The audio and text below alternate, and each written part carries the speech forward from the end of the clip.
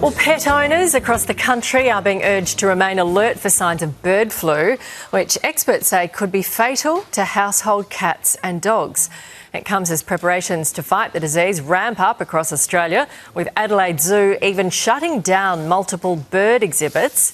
As of now, there are currently 4 confirmed cases within our borders. Here to discuss is Invasive Species Council CEO Jack Goff. That sounds very, very important. You will know then how dangerous bird flu is for our cats and dogs. Yeah, look, this is an absolute disaster potentially for our wildlife if it really gets established in Australia. What we've seen in the Northern Hemisphere in particular has been millions of wildlife dying, tens of thousands of sea mammals dying as well, and impacts, as you say, on people's pets as well. So this is really serious. It's something that we won't be able to stop spreading across Australia, and really it's going to come down to a couple of things, one of them being the vigilance of people. If they're seeing dead birds, particularly on the beaches, making sure they don't touch them. The key message here is this can also pass on to humans. Don't touch it, record it on your phone, get in contact with the authorities. Don't let your pets go and interact with those dead birds either, because when this starts to spread, we've seen in the US,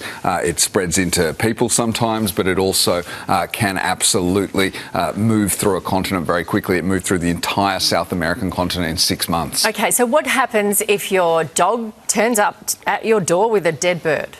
Look, we need people to be on alert for this, probably not alarmed at the moment on the east coast. It's mainly been in South Australia and Western Australia. Yeah. We've seen these cases, but it has spread very quickly across the continent. And if you do see that, make sure you don't touch it. We don't want people interacting with these birds. It's a very contagious virus, this H5N1 variety of bird flu. But do take a video of it, a photo of it, send it in to the authorities. It's the Emergency Animal Diseases Hotline, which you can search for online, and let them know. If it's a seabird in particular, that's where people are going to be worried. So making sure also your pets, if they're on beaches, that they're not off leash going and interacting with these, but also keeping your cats contained at home is a really great way to make sure our wildlife doesn't get killed, but also that they don't interact with birds if this bird flu starts to spread in a serious way. Okay, is it inevitable that it will go up the east coast? Because at the moment, as you say, it's around a tiny spot around Dunsborough in WA and also South Australia. Look, this particular variety of H5N1 bird flu has been absolutely devastating in the Northern Hemisphere. It seems to be extremely contagious. It moved, as I said, through that South American continent within 6 months, quickly got into Antarctica, and what we saw there was wildlife devastation. So Sydney, Melbourne?